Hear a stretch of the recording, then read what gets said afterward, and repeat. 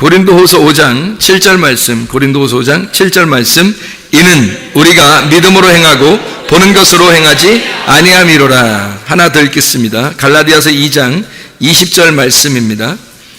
갈라디아서 2장 20절. 내가 그리스도와 함께 십자가에 못 박혔나니 그런즉 이제는 내가 사는 것이 아니요 오직 내 안에 그리스도께서 사신 것이라. 이제 내가 육체 가운데 사는 것은 나를 사랑하사 나를 위하여 자기 자신을 버리신 하나님의 아들을 믿는 믿음 안에서 사는 것이라. 아멘. 영어로 제가 읽어보면 고린도후서 5장 7절의 말씀은 I live by faith, not by sight입니다. 보는 것으로 하지 아니하고 믿음으로 산다라는 말이고요. 갈라디아서 2장 20절의 그 핵심적인 성경 구절의 영어는 I live by faith of the Son of God입니다. 하나님의 아들의 믿음으로 살아간다라는 그런 말이에요. 하나님의 아들 안에서의, 하나님의 아들 안에 있는 믿음으로 살아간다, 이렇게 해도 되고요. 하나님의 아들의 믿음으로 살아간다, 소유격으로 하나님의 아들이 가지고 있는 그 믿음으로 살아간다. 그러니까 내 믿음이 아니죠. 하나님의 아들의 믿음입니다. 그렇게 하는 이 기준이 뭐예요? 보는 것과 믿음으로 사는 것, 이 기준이 뭐예요? 할례입니다. 성경에서 말하는 할례, 마음을 찢어서 너희가 할례를 행하는, 그러니까 육체가 사라지고 육체가 죽는 할례가 성경에서의 기준이에요. 여러분이 할례를 받는다 그러면 그게 뭐냐면 십자가입니다. 예수님의 십자가, 그게 우리의 죽음이고 나를 찢는 거죠. 나를 찢는, 그 마음을 찢는 것이 그게 할례인데, 육체를 찢어내는 게, 육체를 끊어내는 게 할례거든요. 근데 그게 성경에서는 그 마음으로 찢는 것이 필요한 거예요. 마음을 찢는 것이다 해서 그게 회개고 그게 죽음이라는 얘기예요. 그걸 통해서 보는 것으로 살았는데 이제는 믿음으로 살게 되었다라는 얘기예요. 여러분, 믿음으로 살아요? 보는 것으로 살아요? 여러분은요? 보는 것으로 사는 겁니까? 믿음으로 사는 겁니까? 이게 기준이 할례를 받았느냐, 할례를 받지 못했느냐, 마음을 찢었느냐, 마음을 찢지 못했느냐라는 말입니다. 그래서 보는 것으로 사는 사람은 아직도 마음이 찢겨진 사람이 아니고 믿음으로 사는 사람은 마음이 찢겨진 사람을 의미하는 거예요. 자, 이해가 되겠죠? 무슨 말인가? 자, 하나님의 아들의 믿음으로 사는 것이냐, 내 믿음으로 사는 거냐? 자, 내 믿음으로 사는 것은 할례를 받지 않았다는 얘기고요. 마음을 찢지 않았다는 얘기입니다. 하나님의 아들의 믿음으로 산다는 얘기는 내 마음을 찢었다는 얘기예요. 내 마음을 찢어서 내 육체가 사라졌다. 난 없다. 자, 그러니까 이 기준이 어떤 거가 되겠어요? 한마디로 말하면 내 옷을 입고 사는 거냐, 내 옷을 입지 않고 그리스도의 옷을 입고 사는 거냐. 자, 내 눈을 뜨고 사는 거냐, 그리스도의 눈을 가지고 사는 거냐. 이게 할례를 기준으로 해서 할례를 받기 전과 할례를 받은 후의 삶을 이야기하는 거라는 거죠. 그러니까 너 진짜 영적으로 소경이냐, 아니면 영적으로 눈을 뜬 자냐, 영적으로 어둠에 있는 자냐, 영적으로 빛을 보는 자냐 라고 하는 것은 할례를 받았느냐, 할례를 받지 못했느냐라는 얘기예요. 그 할례가 뭐라고요? 육체를 끊어내는 거라고요. 여러분, 육체의 일이 성경에 나오는데 갈라디아서 5장 19절부터 21절까지 육체의 일에 대한 이야기가 나옵니다.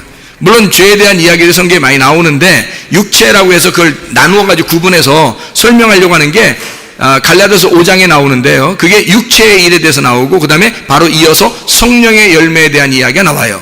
그러니까 육체와 성령은 완전히 반대란 얘기죠. 하나님의 성령이 우리 안에 들어오면 육체의 일을 제거해버린다는 거죠. 성령이 안 들어오면 육체의 일이 제거되지 않았기 때문에 육체의 일을 살아갈 수밖에 없어요. 근데 그것을 육체를 끊어내지 않으면 우리는 거듭난 게 아니고 예수님의 첫째 부활에 동참한 사람이 아니고 할례를 받기 전이니까 우리는 보는 것으로 살아갈 수밖에 없는 거예요. 내 믿음으로 살아갈 수밖에 없는 거예요. 그 사람들은 자기가 소경인지도 모르고 자기는 눈 떴다고 생활하는 거예요. 자기는 눈 뜬 자인데 하나님 보실 때는 눈 감은 자고요. 그렇게 살아간다는 겁니다. 자기의 기준, 판단을 가지고 선악과를 먹고 그렇게 살아가는 거예요. 자기 눈 떴다고 생각하고. 그런데 예수 그리스도께서는 우리에게 성경에서는 뭐라고 말하냐면 믿음으로 살아야 된다. 보는 것으로 하는 것이 아니다. 믿음으로 살아간다. 다시 말하면 너 없어져야 된다는 얘기고 네 육체가 끊어져야 된다는 얘기고 네 마음의 할례를 받아야 된다는 얘기예요.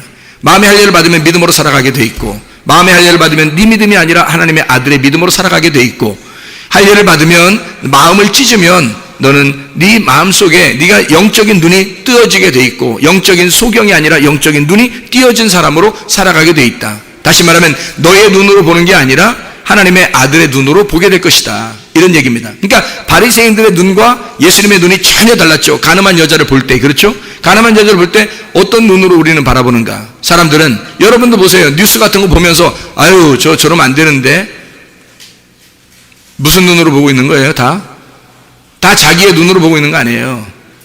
하나님은 그 사람의 아버지로, 하나님은 그 사람의 아버지로 눈으로 보고 있는 거란 말이에요. 아버지가 용서하지 못할 아들은 없는 거예요. 여러분 생각해 보세요. 아버지가 용서하지 못할 딸은 없는 거예요, 여러분. 이해가 돼요? 하나님 아버지의 눈으로 우리가 보느냐, 그 믿음으로 우리가 살아가느냐, 아니면 내 눈으로 보고 내 눈으로 살아가고 있느냐, 이건 굉장히 차이가 있습니다. 땅과 하늘의 차이예요. 그렇죠? 이게 구원받기 전과 구원받은 후의 차이란 말이에요. 이걸 할례받기 전과 할례받은 후의 차이라고 얘기하는 거예요. 그러니까 사람들이 늘 자기 판단으로, 자기 기준으로 살아가죠. 근데 소경들은 어떻게 된다고요? 다른 사람이 보인다, 안 보인다? 안 보인다. 누구만 보인다? 나만 보인다. 소경은 나만 보이는 거야. 그래서 하나님 말씀을 듣는 사람은 자기만 보이는 거예요. 자기가 보이니까 자기가 죄인임을 깨달았어. 내가 옷을 벗었음을 깨달은 거예요. 자기만 보이니까. 그러니까 아버지가 덮어줄 때까지 기다리는 거 아닙니까? 이해가 돼요? 자, 영적인 소경 되지 말고 영적으로 눈을 뜬 자가 되시기를 바랍니다. 예수 그리스도의 눈으로 살아가시기를 바랍니다.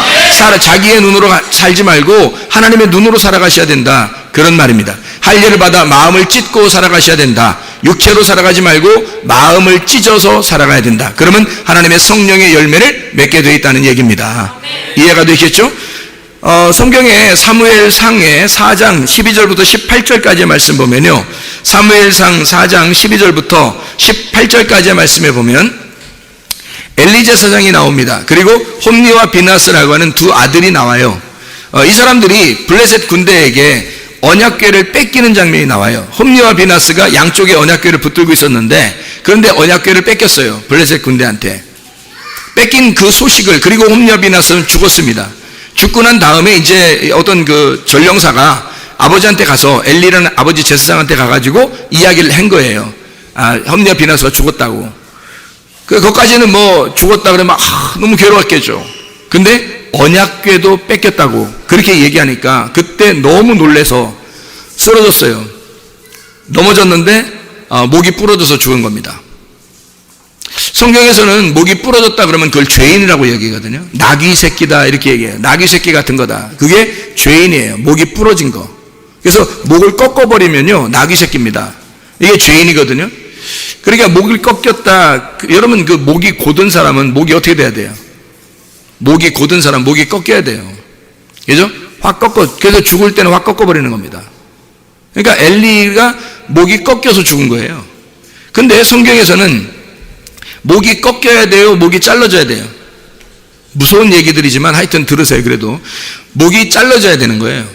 침례 요한은 어떻게 했어요? 목이 잘라졌죠? 율법에 있어서 완전한 자였는데 그가 목이 잘라졌어요. 목이 잘라지니까 더 이상 침례 요한이 머리가 아니고 예수 그리스도가 그 다음부터 일을 하게 되니까 예수님의 머리가 된 거예요. 그러니까 침례 요한이 바뀌어서 예수님의 머리가 된 거란 말이에요. 그래서 침례 요한이 가고 그 다음 침례 죽자마자 바로 예수님이 일하기 시작했다. 그래서 목이 잘려나가야 된다.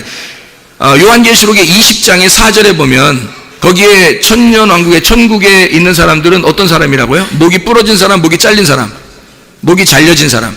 목이 잘려진, 목 잘려진 자들만 하늘나라에 이제 왕이 되는 건데, 다스리는 사람이 되는 건데요. 하나님의 통치, 하나님의 다스림, 그걸 뭐라 그래요? 천국.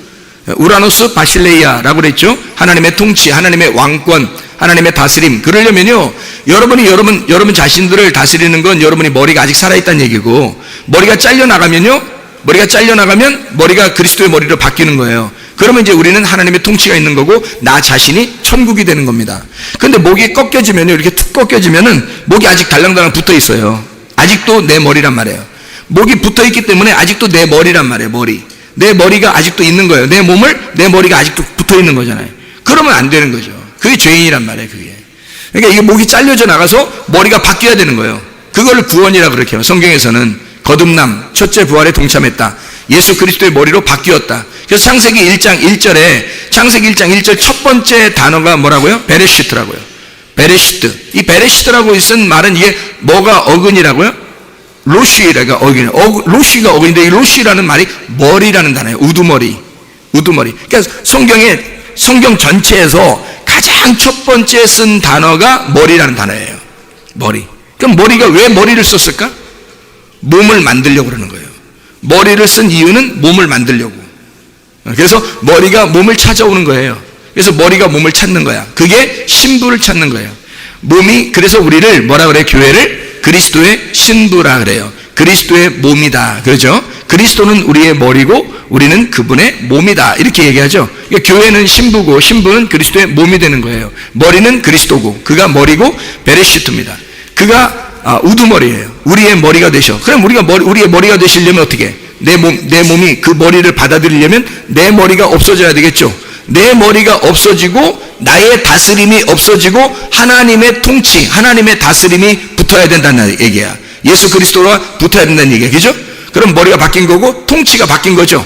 이 몸은, 원래 몸은 가만히 있는데 몸은 나예요. 몸은 나니까. 근데 뭐가 지시를 해서 몸이 움직이는 거예요? 머리가 지시를 내려서 내가 몸이 움직이는 거 아니에요?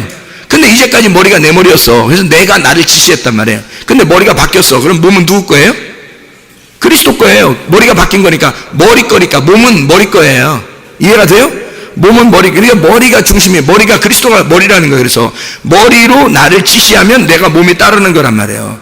그래서 이거 그리스도의 몸이라고 우리를 그러는 거죠. 그게 교회 신부라 그러는 거예요. 남편이 머리고, 그래서 남편을 머리라고, 신랑이 머리라고 그렇게 얘기하는 거거든요. 그게 머리, 우두머리예요. 그 머리는 몸을 찾아온 거야. 몸은 머리를 찾는 거예요. 진짜 내 머리를 찾는 거죠. 그러니까 지금 여러분이 붙들고 있는 이 머리는 여러분의 머리가 아니에요. 진짜 머리가 아니라고. 가짜 머리에 붙어 있는 거예요. 가짜 머리는 잘라버리고 진짜 머리를 붙어야 돼. 무서운 얘기지만 그래도 들으셔야 돼. 성경이니까. 이게 내 머리를 잘라내고 진짜 머리가 붙으면 이게 이제 진짜 하나님의 사람이 되는 거거든요. 이게 할례받은 사람이란 말이에요.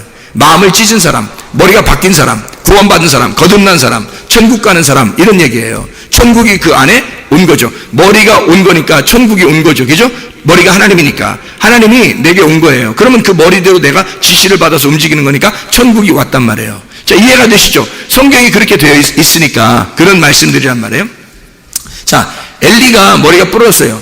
머리가 이제 목이 부러져가지고 이렇게 머리가 달랑달랑 붙어 있는데 그렇게 죽었단 말이에요. 뭐 할 때? 언약궤가 뺏겼다고 그랬을 때. 언약궤 뺏겼다고 그랬을 때. 그때 목이 부러져 죽었어요. 자, 생각을 해보세요. 언약궤가 지 거야? 언약궤가 지 거냐고. 자, 언약궤가 뺏겼는데 왜 지가 목이 부러 죽어? 생각해 보시라고. 예? 지 거냐고. 언약궤가 지 거야? 아니죠. 언약궤 뺏기면 뺏긴 거예요. 예? 가만히 있으면 되는 거 아니에요. 근데 거기 보니까, 성경에 보니까 사무엘상 4장 12절부터 18절까지 보니까 이 사람이 돼지 같아서, 돼지라, 그게 놀래서 돼지라 넘어져서 죽었대요. 그렇게. 그러니까 언약궤 뺏겼다는 얘기가, 타이밍이 딱 그렇게 얘기가 들릴 때 돼지라, 이게 너무 살이 너무 쪄가지고 돼지라 이게 탁 넘어졌는데 이게 목이 부러져서 죽었대요. 그렇게 나와 있어요. 돼지라고. 그러니까 돼지, 이게 아니라 살쪘다 이렇게 나와요. 살쪘다. 이 살쪘다는 말이요, 무겁다는 말이거든요. 그러니까 몸이 무겁다는 말이에요. 이상하다. 나 얘기하는 건가? 뭐 이렇게 하지 마시고 하긴 몸도 좀 가볍게 이렇게 가볍게 교회를 이렇게 자꾸 나오셔야 되는데, 이 무거워가지고 자꾸 이게 무거워서 교회도 못 나오고 이런 사람이 있으면 안 돼요. 그러니까 이 사람이 몸이 무거운 거야. 이 무겁다라고 하는 그 단어가 있는데, 그 무겁다는 단어를 썼는데요. 살이 찌고 무겁다. 이게 카베드입니다. 카베드. 이 카베드라는 말이 무겁다, 살쪘다 그런 말이에요. 그래서 살쪄가지고 무거워서 돼지 같은 놈이라 이게 넘어져서 목이 부러져 죽었다는 카베드인데요. 이 원래 카베드가 카바드에서 나온 거예요. 카바드. 이 카바드라고 하는 단어가 무거운 짐, 영광이라는 단어입니다. 영광, 카바드. 그래서 이 카바드라고 하는 게 영광 이런 거거든요. 그러면 이 사람이 뭐가 이렇게 살이 쪄가지고 무거워서 그렇게 목이 부러져 죽을 정도야? 무거운 짐을 진 거예요. 무거운 짐을 졌는데, 이 사람이, 무거운 짐 진 사람은 다 어떻게 돼야 돼? 죽어야 되죠? 무거운 짐 진 사람은 죽어야 돼. 그게 영광이야. 죽는 게 영광이라고. 이 사람은 죽어야 된다고. 이 사람은 마땅히 죽을 사람이라고. 그래서 죽어야 되는 거라고. 그래서 카바드, 죽는 자. 이게 무슨 살이 찌는 거예요? 이게 자기 영광으로 가득 찬 거야. 자기 영광으로. 그래서 자기가 사람들한테 굉장히 막 사람들이 칭찬해주고 잘해준 거야. 이 사람을. 얼마나 많이 처먹어도 됐으면 이게 그렇게 살이 쪘겠어요. 생각해보세요. 넘어져가지고 이 목이 부러져 죽을 정도로 이게 살이 찐 거야. 이게 이 사람이 사람들이 잘해준 거예요. 이 사람이 40년 동안을 이 사람이 다스렸거든요. 이 사람이 엘리가 40년을. 근데 40년 다스리는 동안에 아무 문제가 없었어요. 아무 문제가. 그 말은 뭔지 알아요? 평안했단 말입니다. 평안했다. 근데 이게 진짜 평안이 아니라 가짜 평안. 그냥 사람들한테 잘해준 거야. 그냥 사람들한테 잘해준 거야. 지금으로 말하면 장로님 눈치 잘 보고 집사님들 눈치 잘 보고 잘 이렇게 해준 거야. 같이 먹을 것도 많이 사다 먹고 그러면서 막 이게 막 먹여주면 좋아하잖아요. 많이 먹이면 좋은 영도력을 가진 거잖아. 그래서 자꾸 뭐 먹여주고 그런 거야. 그래서 장로님, 집사님 하면서 잘 이렇게 막 잘 다스려준 거야. 목양한 게 아니고 자기가 살찌면서 목양한 게 아니라 자기가 살찌면서 목회를 한 거예요. 목회. 그러니까 한마디로 말하면 그러니까 돼지 같은 비둔한 미련한 어둠이 있는 그런 목사란 말이에요. 그런 사람. 근데 교회는 평안한 거야. 아무 문제가 없어요. 사람들이 다 존경하고. 왜 그럴까? 갈라디아서 1장 10절의 말씀입니다. 내가 사람에게 좋게 하랴 하나님께 좋게 하랴. 내가 사람의 기쁨을 구하는 것이면 하나님의 종이 아니라는 거죠. 엘리는 하나님의 종이 아니었습니다. 사무엘상 4장에 나와 있는 이 엘리는요 하나님의 종이 아닙니다. 왜 하나님의 종이 아니냐면, 그러니까 저는 이게 사람들한테 한번 물어보고 싶은 거예요. 당신은 정말 하나님의 종이냐 아니면 사람의 종이냐? 사람의 눈치를 보고 사는 사람이냐 아니면 하나님의 눈치를 보고 사는 사람이냐? 물어보고 싶어요. 진짜로. 아마 모든 사람들을 다, 목사라는 사람들 다 데려다 놓고 다 물어봐서, 제가 물어보는 게 아니라 하나님이 만약에 물어본다면 진짜가 몇 명 나올까? 여러분, 진짜 몇 명 나올까? 이 나라를 다스리는 엘리 제사장의 그 나라를 다스리는 그 영도력은요 40년 동안 평안했습니다. 아무 문제 없었어요. 어느 정도냐면요, 자기 아들들이 진짜 못된 놈들이었거든요. 아들들이. 근데 나라를 얼마나 잘 다스렸냐면, 사람들을 얼마나 구워 삶아놨냐면요, 자기 아들들이 불량한 사람이에요. 사무엘상 2장 17절 22절에 나와 있는 말씀인데요, 사무엘상 2장 17절 22절에 나와 있는, 다시 말하면 거듭나지 못한 불량한 사람들이, 거듭나지 못한 불량한 아들들을 가지고 있는데도 사람들이 욕하지 않아요. 이 엘리한테 대들지도 않고요. 그 말은 그만큼 정치를 잘했다는 얘기입니다. 사람들을 잘 다스렸다는 얘기예요. 그렇죠? 이거는 하나님의 종으로서가 아니라, 목사들이요 사람 눈치 잘 보면서 진짜 사업적으로 잘하는 사람 많습니다. 그렇지 않나요? 여러분 잘 모르죠? 목사 세계는 목사들이 아니까. 그렇게 정치를 하는 그런 불량한 아들을 둔 그런 목사였단 말이에요. 그런데도 아무도 대들질 않아요. 왜냐하면 정치를 너무 잘해서. 장로님들한테 너무 잘한 거예요. 집사님들한테 너무 잘하는 거예요. 그러니까 목사를 욕하는 사람이 없는 거야. 부드럽게 설교도 막 부드럽게 잘 해주는 거예요. 좋은 얘기를 잘 해주는 거예요. 더 좋아하죠, 사람들이. 나라 전체가 이 사람을 존경하는 거예요. 나라 전체가. 그런 사람이었단 말입니다. 이게 엘리예요. 근데요, 딱 특징이 나와 있습니다. 뭐라고 특징하면, 사무엘상 3장 2절에 눈이 어두웠다 이렇게 돼 있어요. 엘리가 눈이 어두웠다. 아, 나이가 많아서 눈이 어두웠는가 보다 이렇게 생각할 수 있겠지만, 여러분 영적인 눈이 어두워진 겁니다. 눈이 어두웠는데 4장 12절부터 18절에 엘리가 눈이 어두워 더 어두워졌다 이렇게 돼 있어요. 그 말은 어두워진 것이 점점 강해졌다는 얘기입니다. 더 어두워졌다는 얘기예요. 사무엘상 3장에 눈이 어두웠는데 사무엘상 4장에 더 어두워졌다는 거예요. 그래서 사무엘상 3장에 보면은 뭐라고 되어 있냐면요, 하나님의 이상과 환상이, 하나님의 그 이상이 전혀 보이지 않더라. 다시 말하면 엘리라고 하는 이 사람에게는 하나님이 얘기를 한 번도 해본 적이 없어요. 엘리라는 이 사람에게 하나님이 얘기를 해본 적이 없다고요. 40년 동안 목회 생활하는데 하나님께서 그에게 말씀을 주신 적이 없어요.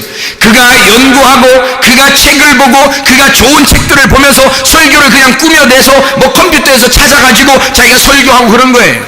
좋은 얘기들 뽑아서 사람들이 다 좋아하는 거예요. 사람의 종이 될 수 있을지 모르지만 하나님의 종은 아닌 거죠.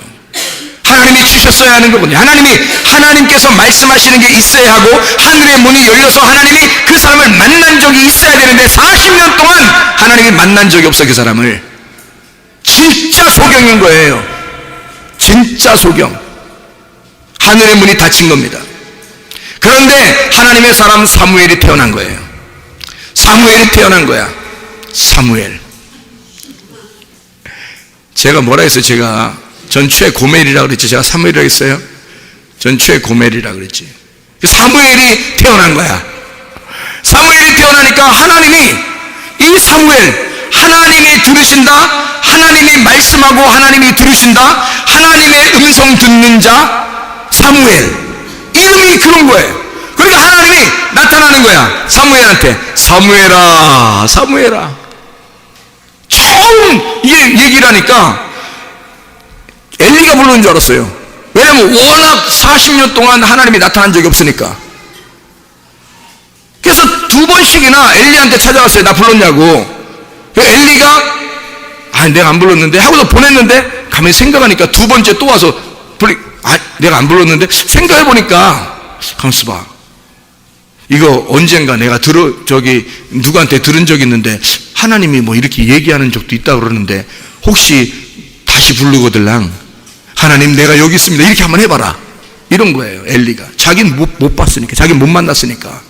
뭐가 하나님의 말씀인지 잘 모르니까 자기는 모르니까. 이런 사람이 나라를 다스리는 거예요. 그게 제사장인 거야. 그게 목사인 거야. 사무엘이 나타나. 사무엘은 왜 그러면 하나님의 음성을 들을 수 있었느냐? 사무엘은요, 엘리 제사장은 자기 처소에 잠을 자고요, 자기 집에서 잠을 자고, 사무엘은 언약궤 옆에서 잠을 자요. 언약궤 옆에서.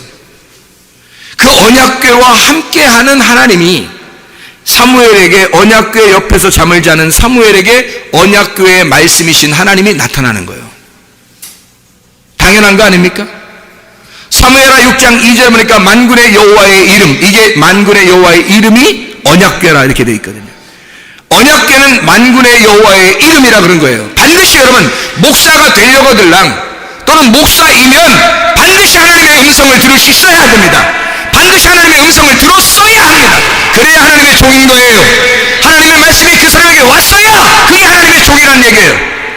내가 왜 이렇게 간절하게 얘기를 하냐면 간절하니까 그런 거예요. 그게 이 시대, 이 마지막 시대에 간절하니까 이게. 그런 사람이 많지 않으니까. 그런 시대에 우리가 살아가고 있으니까. 진짜 하나님의 음성을 듣는 하나님의 종이 필요한 거예요. 사무엘과 같이 하나님의 음성을 듣는, 하나님이 만나고 싶어하는 자가 되어야 되는 거란 말입니다. 진짜 할례 받은 자, 진짜 말씀과 함께 동행하려고 하는 자, 하나님의 말씀과 같이 있는 자, 그런 사람이 필요한 거예요. 그런데 그게 너무 없는 거야. 너무 안타까운 거야. 그러면서도 목사하겠다는 거예요. 그러면서도 주의 종이라고 하는 거예요. 자기가 사람의 종이면서.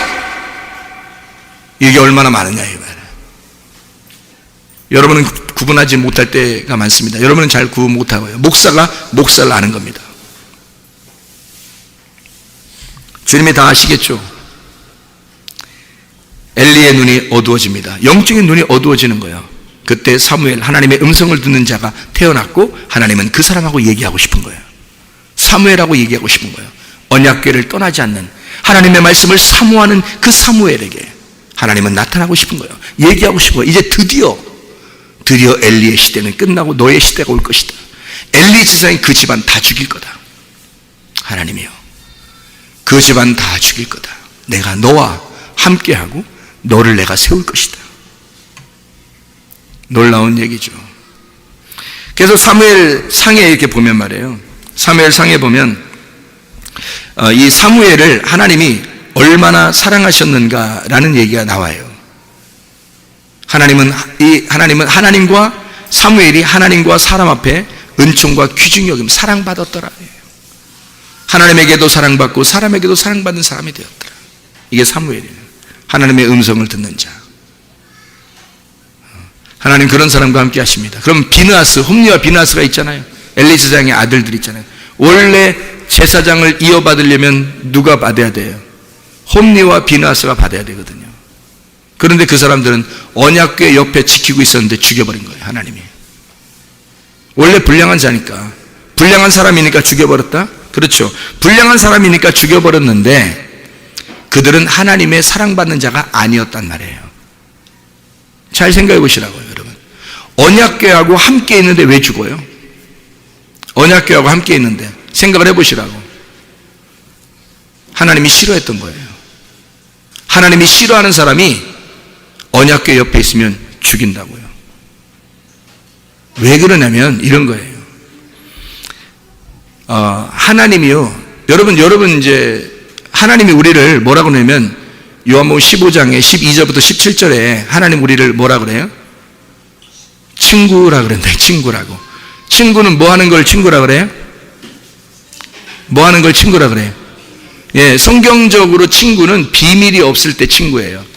남편과 아내가 어떤 관계가 돼야 가장 잘 사는 거라겠다고요? 친구 관계가 돼야 가장 잘 사는 거라고. 그럼 남편과 아내가 서로 비밀 있으면 돼야 안 돼요? 비밀 있으면 안 되겠죠. 그러면은 남편과 아내 사이에 둘이 핸드폰 비밀번호 챙겨놓으면 돼야 안 돼? 이상한 거죠? 이상한 거예요. 남편과 아내 사이는 비밀번호가 없어야 되는 거죠. 그렇죠? 그러니까 서로 비밀번호가 있다는 얘기는 좀 안 좋은 거죠. 질이 안 좋은 거예요. 그죠? 예. 그리고 또 더 안 좋은 거는 비밀번호 채운 것도 더 안 좋지만 문자를 누구한테 보내고 이거를 삭제하는 거예요. 아, 이거 뭐 감당 못하는 사람이죠, 이거. 예. 이러면 이제 끝난 거예요. 이러면 끝난 거야. 이건 뭐 둘의 관계는 이미 친구가 아닌 거죠. 원수인 거죠. 여러분 진짜 이웃, 진짜 친구가 되려면요, 그 주님과 우리의 관계가 그런 관계인데, 그 진짜 친구라는 얘기는 비밀이 사라졌을 때, 비밀이 없을 때, 비밀이 없다는 얘기는요, 감추어진 것이 드러났다는 얘기예요. 숨긴 것이 없다는 얘기야. 자, 그러면 성경 말씀에서 이 성경 말씀이 이상하게 여러분 우리가 읽을 때 꼭꼭 숨어라, 머리카락 보일라, 이렇게 하면 이 성경이 읽을 때마다 이상하게 이해가 안 되고 꼭꼭 숨어 있는 것 같아. 그러면은 여러분 이게 친구야, 아니야? 친구 아니란 얘기예요. 족보 모르겠어요? 친구 아니란 얘기야. 친구가 왜 아닌 거예요, 그러면? 안 친하다는 얘기야. 비밀스러웠다는, 아직도 숨겨져 있다는 얘기야. 그렇죠? 그러면 빨리 친구가 되려면 어떻게 해야 돼요? 빨리 이것을 파헤쳐야 되겠죠. 마음을 빨리 긁어내서 속에 있는 보화를 찾아내야 돼요. 막 찾는 거야, 그죠? 구하고 찾고 두드리고. 그래서 그렇게 하다 보니까 어디로 나왔어요? 어느 교회로 나왔어요? 성문교회로 나왔단 말이에요. 그래서 구하고 찾고 두드리고 있단 말이에요, 여러분이. 그랬더니 막 이게 속에 있는 게 막 드러나요, 안 드러나요? 속에 있는 게 막 드러난단 말이에요. 그러면 이제 여러분이 이제 비밀이 점점 없어지기 시작하는 거예요. 점점 비밀이 파헤쳐지기 시작하는 거예요, 그죠? 그럼 비밀이 파헤쳐지기 시작하면 하나님하고 이제 친해져, 안 친해져? 친해져. 그러니까 하나님 마음을 열고 하나님 마음을 찢고 그 안을 보기 시작하는 거예요, 이제. 자, 이해가 되겠죠? 그래서 자기 마음을 찢고 자기의 마음 속을 보여주기 시작하는 거예요, 우리한테. 그러니까 이 하나님 말씀을 우리에게 보여주기 시작한단 말이에요. 그러면 이제 뭐가 되는 거야? 친구. 가장 친구는 누구라고요? 신랑과 신부라고. 그래서 부부가 되는 거란 말이에요. 주님과 부부된 사람들은 비밀이 없는 거야. 둘이 친구 된 거야. 이해가 되겠어요? 그러면 여러분, 친구가 아닌 사람이 집에 이단이 갑자기 왔어요. 초인종 누르고 이단이. 아니면은 지나가던 사람이 갑자기 그 초인종 누르고 뭐 라면 끓여달라고 그러고 밥 좀 있냐고 그러고. 그럼 이제 너무 불쌍해서 밥을 먹여줬어요. 그 다음날 또 와. 그럼 또 너무 불쌍해서 라면 끓여줬어요. 그 다음날 또 왔어. 왜 자꾸 오세요? 또 와. 또 오더니 이제는 안 가려고 그래. 그래서 계속 뭐 얘기를 하는 거, 자기 얘기를 하는 거예요. 내가 뭐 태어날 때 어떻게 태어나고, 내가 어디 살았다가 뭐 어디를 뭐 하고 있다가, 내가 지금 뭐 이렇게 돌아다니다가 이렇게 왔는데 뭐 어쩌고, 이렇게 하면서 계속 한 8시간, 7시간 얘기하는 거예요. 그러면 여러분 같으면, 물론 마음이 좋아서, 마음이 넓어서, 용납할 수 있겠지만, 글쎄, 여러분 그게 쉬운 일인가요? 매일 그런 식으로 한다면? 매일 그런 식으로 한다면요, 정말 부담스러울 겁니다. 그죠? 정말 부담스러울 거예요. 안 왔으면 좋겠어요. 이젠 안 왔으면 좋겠어요. 근데 또 와. 안 왔으면 좋겠어요. 근데 또 와. 그 다음에 어떻게 해야 돼? 진짜 문 안 열어줘야 되고. 진짜 문 안 열어주고 막 그래도 문 꽝꽝꽝 두드리고 막 그러면 막 소리 팍 질러버리죠. 막 문 열고서 왜 자꾸 오냐고 오지 말라고 하는데. 그렇게 하겠어요? 안 하겠어요, 여러분? 생각해보세요. 매일 뭐 자기 진짜 알지도 못하는 사람이 와가지고 자기 얘기만 계속 하는데 그렇게 하겠냐고요. 생각해보세요, 여러분. 마음이 좋아서 난 마음 좋아, 뭐 난 마음 흘렐렐렐레, 뭐 다 오세요, 뭐 또 오세요, 또 오세요. 근데 남편이 있는데 또 어떤 남자가 왔어. 남편인데 또 어떤 부담스럽겠어, 안 부담스럽겠어? 부담스러운 거야.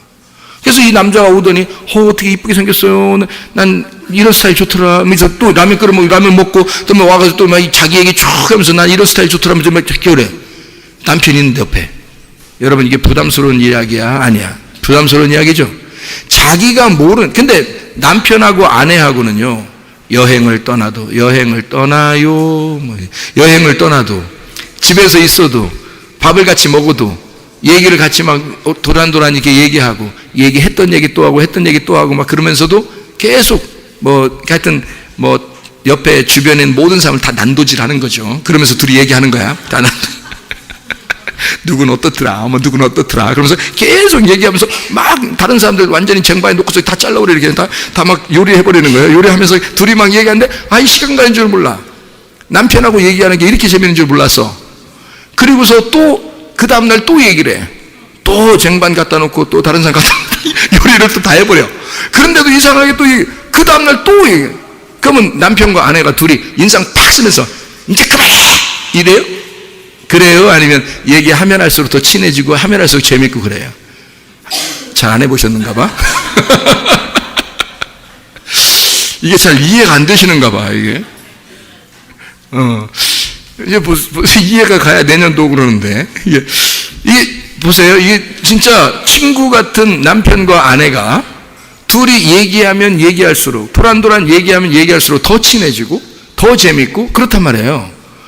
그런데 전혀 모르는 사람이 라면 끓여달라고 그러고, 괜히 남편 있는데도 와서 막 부담스럽게 하고, 또 얘기하는데 막 몇 시간씩이고 얘기하고, 그러면 나중에 못 만나는 거예요. 힘든 거예요, 그거.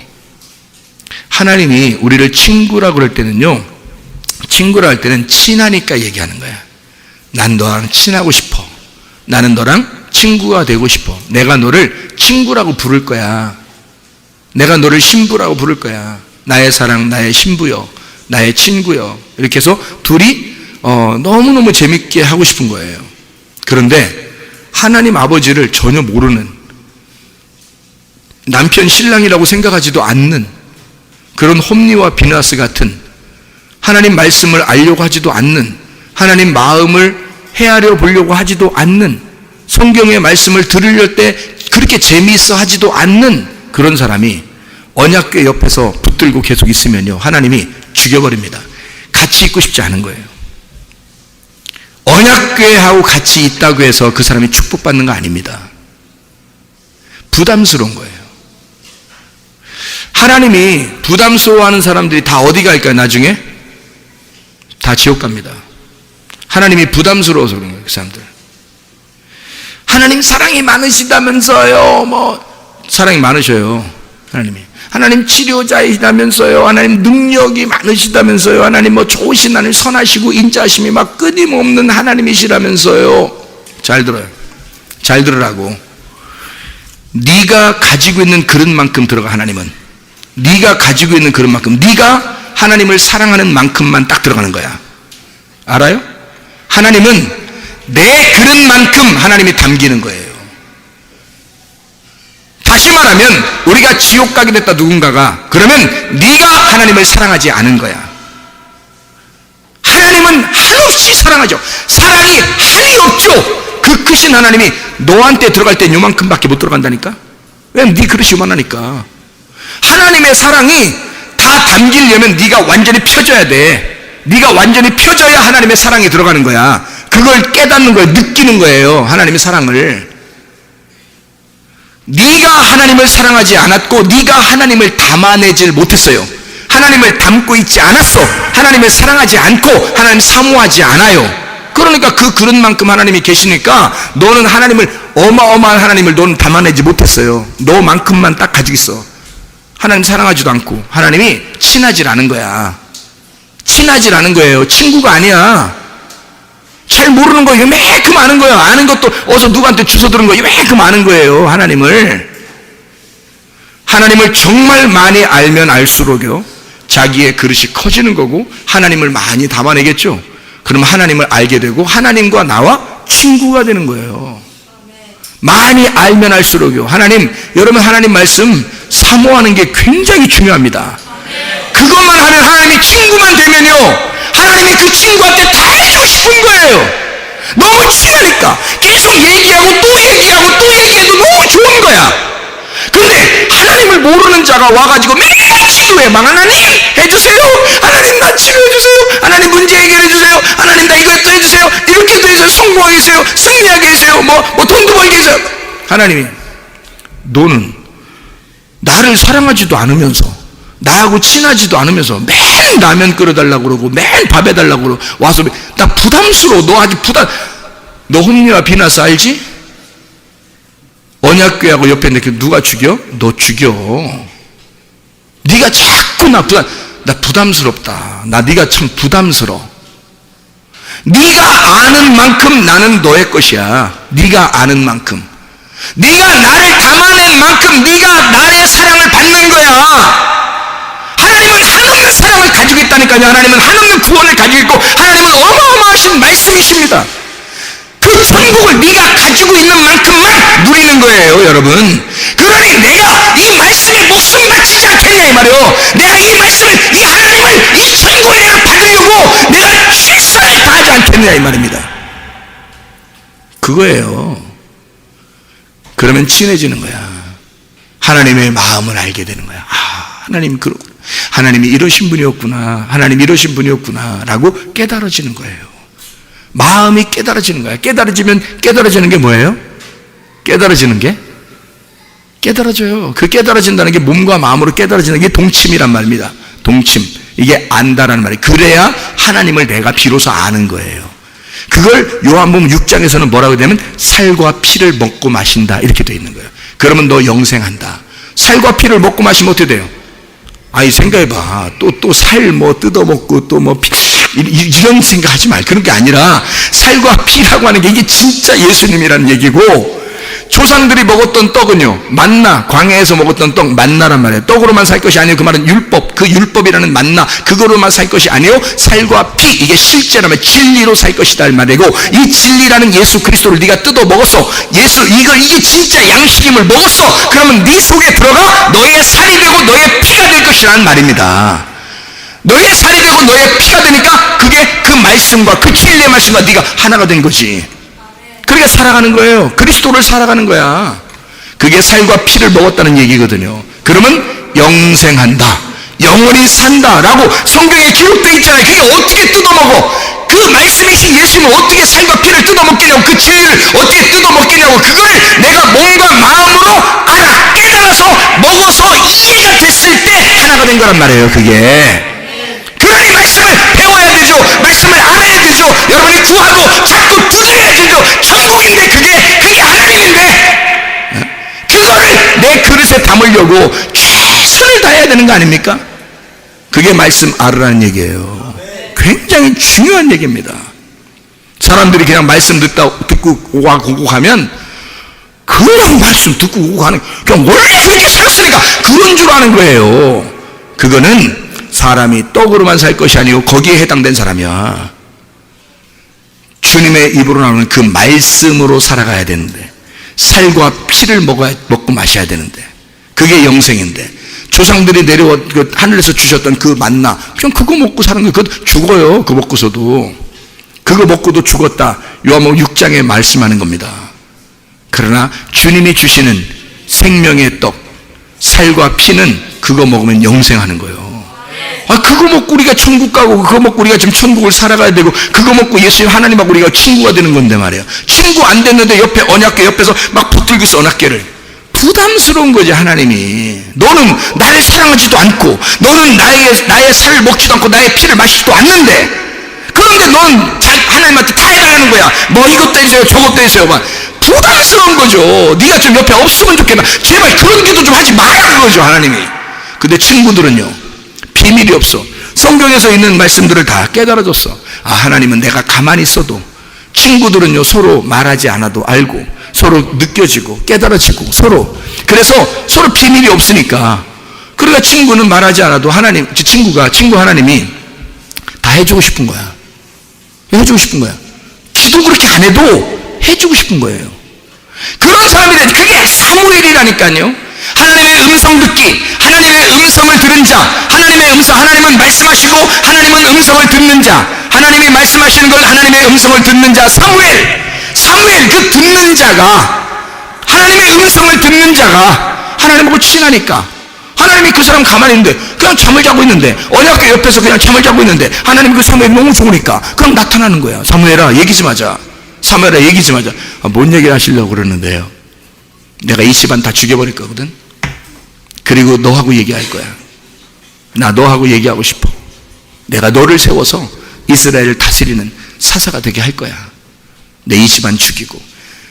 사무엘이 어리니까 무서워서 못 물어봤어요. 왜 죽이려고 하는데 이런 거 잘 못 물어봤어요. 하나님이 그냥 얘기해 줬어. 집안이 개판이야 이거. 나를 만나려고 하지도 않고 하나님을 알아보려고 하지도 않아. 하나님을 사랑하지가 않아. 나하고 친해지려고 하지도 않아. 그런 사람들이 언약궤는 붙들고 있어. 하나님의 말씀 나를 붙들고 있는 거야. 나 부담스러워 죽겠어. 나 얘들하고 같이 있으면 나 이러다가 스트레스 받아. 신경성 무슨 노이로제 걸리게 생겼어. 이럴 때 네가 태어났잖아. 너무 감사해. 네가 태어나줘서 너무 감사해. 나는 너하고 얘기하고 싶어. 이쪽 집안 죽여버리고 너를 살릴 거야. 이렇게 얘기하잖아요. 여러분, 엘리처럼 살겠어요? 사무엘처럼 살겠어요? 엘리처럼 살고 싶어요? 사무엘처럼 살고 싶어요? 말은 사무엘처럼 살고 싶은데 사는 건 엘리처럼 산단 말이에요. 어두워지고 막 영적인 눈이 어두워져서 살고 있단 말입니다. 어두워지고 점점 더 어두워지는 사람으로 살아가고 있다고요. 세상의 눈이 어두워진 사람, 영적인 눈이 어두워져서 그렇게 살아가고 있으면서 사무엘처럼 되고는 싶어 한다고. 근데 사는 건 엘리처럼 산다고요. 이게 뭐냐고. 이게 뭐니 이게 응? 도대체가. 언약궤 뺏겼어요. 아니 그런 자들이 가지고 있으니까 하나님이 어떻게 해? 하나님이 이거 막 자기를 붙잡고 있으니까, 언약궤를 양쪽에 붙잡고 있어. 부담스럽겠어 안 부담스럽죠? 힘들죠? 어떻게든지 이걸 빠져나가고 싶어 안 빠져나가고 싶어? 빠져나가고 싶은 거야. 옆에서 붙잡고 있으니까 빠져나간 거야 그게. 아니 블레셋에 뺏겼다고 우리가 뺏겨서 어떻게 하기는, 하나님이 빠져나간 거야 그게. 니네가 붙들고 있으니까. 니네가 붙들고 기도하고 하나님 앞에 해달라고 그러니까 난 너하고 안 친한데 니가 자꾸 얘기하니까 나 속아서 빠져나간 거예요. 언약궤가 빠져나간 거라고. 잘 생각해 보라고요. 빠져나가서 혼자 가서 블레셋 군대를 이겨버리는 겁니다. 혼자 가서. 언약궤가 여기서는 뺏긴 줄 알았는데 하나님이 스스로 빠져나가서 거기에 가지고 그쪽에 있는 다곤신 같은 거 있잖아요. 다 목 쳐버리고 막 그냥 혼자 다 해버리는 거예요. 거기서 무서워가지고 언약궤가 오고 난 다음부터 뭐 무서운 일이 너무 많이 벌어지니까 제발 좀 가져가라고 그래. 제발 가져가라고. 그렇게 가져가라고 할 때 언약궤가 스스로 이제 됐냐? 내가 누군지 알았냐? 내가 혼자 와서도 내가 니네 이렇게 작살내는 거 봤지? 금의 환영 받으면, 금의 환영이라고 그러죠? 금의 환영 받으면서 딱 이제 다시 이스라엘 오는 겁니다. 언약궤가. 이쪽 가서 싹 작살내버리고. 이해가 되겠어요? 하나님이 혼자 승리하신 겁니다. 하나님이 혼자 승리하신 거예요. 하나님 그러신 분이에요. 하나님이 여러분의 기도를 응답하시려면 하나님이 스스로도 다 하실 수 있어요. 여러분의 기도를 응답하시려면, 여러분이 원하는 것이 있다면 하나님이 그거 해주려면 다 해줄 수 있어. 하나님이 스스로도 다 할 수 있어. 문제는 네가 나를 사랑하느냐 이거야. 네가 정말 나를 사랑하느냐. 잠언서 8장 17절 말씀 한번 봐봐요. 잠언서 8장 17절 말씀 뭐라고 돼 있어요? 나를 사랑하냐. 그 나가 누구예요? 그 나가 누구라고? 나가 말씀이라고. 하나님이 말씀이잖아요. 항상 뭘 잊어버리지 말라고? 하나님은 말씀이시다. 이걸 잊지 말라고. 나를 사랑하는 자들이 나의 사랑을 입으며, 뭘 사랑하는 자들이? 말씀을 사랑하는 자들이 말씀의 사랑을 입는다 이거야. 하나님이 뭘 주겠어요, 여러분한테? 다른 거 줬으면 좋겠죠? 말씀 주고 싶어 한다니까. 말씀을 네가 사랑하니까 말씀 줄게, 그거예요. 나를 사랑하는 자들이 나의 사랑을 입으며 나를 간절히 찾는 자가 뭘 찾는가? 말씀을 간절히 찾는 자에게 나를 만날 것이다 그래요. 그럼 누굴 만난다? 말씀을 만난다. 하나님은 우리에게 뭘 다 주고 싶어 한다? 말씀이신 하나님, 그 천국을 주고 싶어 한다. 그거면 다 됐지, 뭘 다른 걸 자꾸 받으려고 하냐고. 그러면 다른 것들은 그냥 여분으로 그냥 주시는 거야, 보너스로. 하나님을 너무 좋아하니까, 하나님하고 친구가 되니까 원하는 게 뭔지 하나님이 다 알아요. 먼저 다 안다고. 신부의 원하는 걸 신랑이 왜 모르냐고. 둘이 친구인데, 비밀이 없는데, 그러니 다 안다고요. 그래서 신부가 원하는 걸 신랑이 다 알고 미리미리 다 챙겨준다고요. 그게 신랑이지. 생각해 보세요. 그게 신랑과 신부의 관계죠. 그렇게 잘 안 해보셔서 이게 그게 뭔 말인가 그래요? 이게 그렇게 안 해보셔가지고, 신랑이라는 건 왜 있는 거냐면요, 신부가 원하는 게 뭔지를 알고 미리 다 챙겨놓는 거예요. 그게 신랑이 있는 이유예요. 신랑들이요, 있는 이유를 아시고 신랑하셔야지. 신랑은 뭐 하는 거라고요? 미리 다 알고 챙겨주는 거예요. 신부의 것을 미리 다 알고 챙겨주는 거야. 그러니까 신부가 신랑 걸 챙겨주는 거예요, 또 신랑이 신부 걸 챙겨주는 거야. 야, 지난번에 목사님이 그렇게 말씀하셨잖아요. 야, 너 정신 차려. 신부가 신랑을 잘해줘야지, 뭐 주인처럼 여겨야 되는 거야, 이렇게. 그럼 주인 같아야지. 그래야 주인처럼 여길 거 아니에요. 주인 같아야. 그러니까 신랑이, 성경 어디에도 신랑이 신부한테 다 준비해 줍니다. 신랑이 신부한테 다 준비해 주는 거예요. 신랑이 결혼할 때요, 신부한테 옷을 보냅니다. 그리고 기름 등불에 기름을 보냅니다. 그래서 신랑이 보내준 기름의 등불을 켜고 있으란 얘기예요. 그게 신부가 신랑을 기다리는 신부의 모습이에요. 그리고 신랑이 준 옷을 입고 있어야 돼요. 그래야지 신랑이 올 때 신랑이로다 그러면 이제 그 신부가 그 등불 들고 그 신부의 옷을 입고 나가는 거예요. 그게 주님의 재림이란 말이에요. 여러분에게 오시는, 주님을 만나는 거, 주님이 주신 옷, 주님이 주신 등불을 가지고. 그러니까 신부가 주는 게 아니에요. 신랑이 다 준 거를 들고 있어야 되는 거예요. 그러니까 남자는 뭐 하는 거라고요? 신부의 것을 다 준비해 주는 자라고요. 미리미리 준비해 주는 자. 신부가 무슨 생각을 하는지를 미리 알고 준비해 주는 게 신랑이에요. 그게 남자라고요. 상남자. 하남자가 아니고 상남자, 중남자도 아니고 상남자, 이렇게. 무슨 말인지 알겠죠? 하나님께서 우리에게 어떻게 준비하시고, 우리는 그럼 어떻게 해야 돼? 하나님을 사랑하는 거예요. 주님을 사랑하고, 주의 말씀을 사랑하고, 주님을 간절히 찾는 거예요. 하나님 말씀을 간절히 찾고 있는 거예요. 그러면 그 말씀이 우리에게 자기를 주는 거예요. 아니, 생각해봐요. 직접 자기를 뜯어서 우리한테 줄 정도면 다른 건 안 주겠어요? 자기를 뜯어서 자기를 우리한테 줄 정도로 우리를 사랑한다면 다른 건 안 주겠냐고. 다른 건 너무 쉬워서 그래. 그런 건 너무 쉬운 거야. 하나님이 자기를 뜯어주는 게 가장 힘든 일 아니에요, 그죠? 자기가 하나님인데, 그 천국인데, 그게 전부인데, 그거를 뜯어주는 자가 다른 건 안 주겠냐고. 근데 우리는 뭐예요?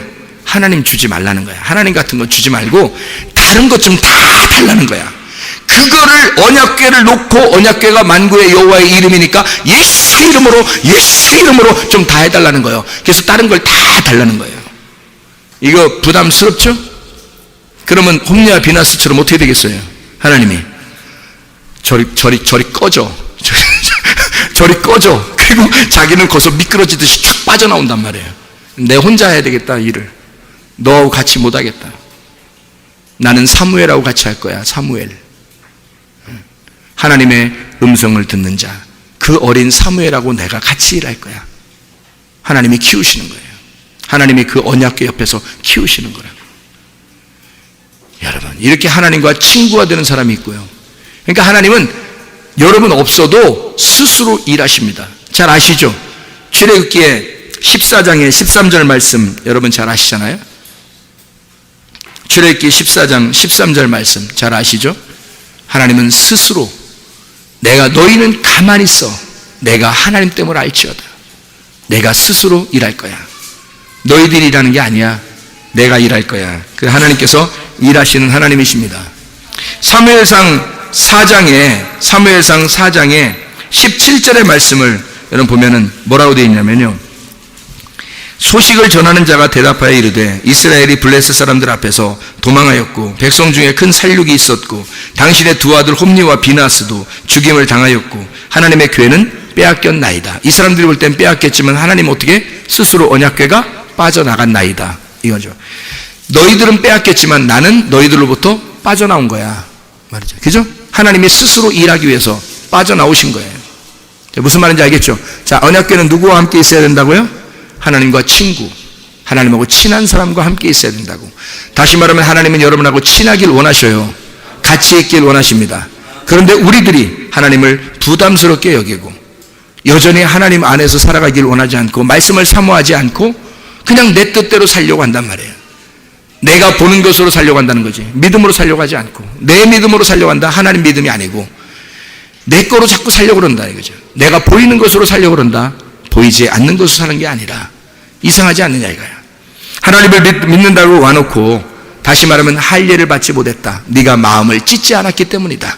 네가 마음을 찢지 않았기 때문에 늘 이게 안 되는 거다. 너는 마음은 그렇게 생각할지 모르지만 안 되는 거다. 왜? 안 찢었으니까. 마음이 안 찢었으니까 그게 안 되고 있는 것이다. 왜 그럴까? 왜 난 안 될까? 왜 난 안 될까? 마음이 찢어지지 않았기 때문이다. 주님은요 우리에게 감추어진 보화이기 때문에 이것을 드러나려면 밭을 반드시 파내야 합니다. 여러분의 마음을 반드시 파내야 돼요. 그 파내려면 이게 찢어지는 거예요. 땅이 찢어지는 거라고. 땅이 뜯어지는 거란 말이에요. 그러면 그 속에서 밭에서 보화가 나타나는데 그 보화가 보아스, 그게 땅에 심겨진 씨란 말이에요. 그 씨가 속에 심겨져 가지고 너를 뚫고 지나가서 그 속에서 씨가 열매를 맺어 이 땅을 다시 뚫고 나와버리는 거예요. 이 땅을 뚫고 나와버리면 땅이 어떻게 된 거예요? 팍 뜯어져 버린 거죠. 이해가 되겠어요? 하나님은 어쨌든 우리를 갖다가 구원하실 때 어떻게 하냐? 너를 뜯어버리고 너를 죽여버리고 하나님이 구원하신다는 거야 우리를. 그래서 소경 만드는 겁니다. 소경 만드는 이유가 소경 만들어서 너를 죽여버리고 어둠 가운데 집어넣고 그리고 하나님이 너를 구원하신다. 눈을 뜨게 만든다. 하나님의 눈을 주려면 반드시 네가 가지고 있는 눈을 갖다 뽑아버려야 된다는 거야. 그리고 하나님의 눈을 다시 집어넣어 버린다는 거죠. 이게 순서라는 거예요. 그래서 소경이 나오는 거고 이 땅의 소경들은 다 그림자로 설명하려고 하는 것입니다. 성경에 나와 있는 소경은 진짜 의미는 이런 의미를 가지고 있는 거예요. 네가 보는 눈으로 보니까 사람들 어떻게 판단하지? 네 눈을 뽑아버려라. 그래서 소경이 되거라. 그럼 너만 바라보게 돼 있지. 너만 생각하게 돼 있지. 네가 옷 벗었음을 깨닫게 돼 있지. 그러니 다른 사람이 보이겠냐? 안 보인다. 그러면 그때서 너를 죄 없다고 할 것이다. 그럼 하나님께서 너를 다시 눈뜨게 해서 영적인 눈으로 하늘의 눈으로 보게 하는 그런 사람을 만들 것이다. 그런 말씀들입니다. 이게 오늘 요한복음 9장에 있는 31절 41절의 그 말씀입니다.